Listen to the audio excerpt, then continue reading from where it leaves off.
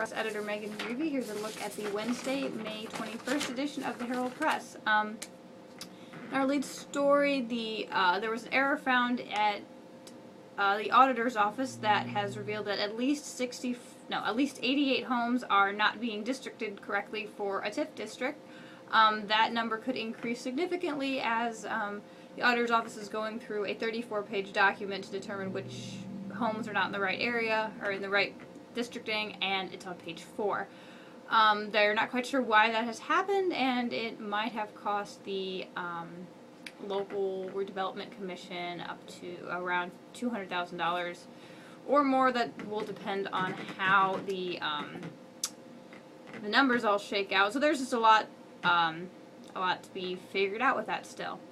Also in tomorrow's paper, 5 people were arrested and charged with dealing meth within 1,000 feet of a youth center. That happened on Franklin Street at about 2 a.m. this morning.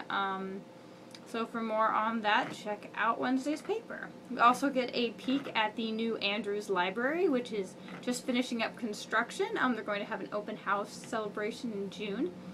And sounds like they got a lot more space, a lot of cool stuff going on there. So check that out, especially if you live in Andrews.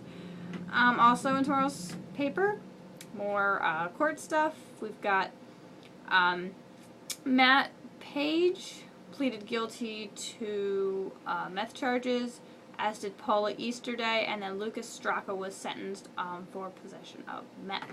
Those are all separate stories, so 2 of those, Straka was the one who was found at the Parkview Huntington Hospital, and then Page and Easterday were involved in separate drug busts that took place earlier this year. So for more on that, check out Wednesday's paper. We also take a look at County Council, which approved 3% incentives for county employees contingent on work performance evaluations, along with some other things.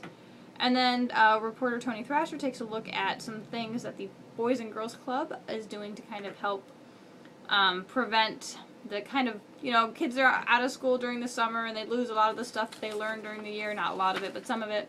And so the Boys and Girls Club has a few activities going on to kind of try to help prevent that. In sports, the Viking baseball team drew a bye in the first round of the home sectional. I can't believe it's that time of year already. So they will play Fort Wayne, May 31st at 10 a.m. That will be here at the Forest Glen Park at Huntington University. Also speaking of sectionals, the tennis team, the Viking tennis team, also drew a first round bye, so they will play their first game Thursday at 5.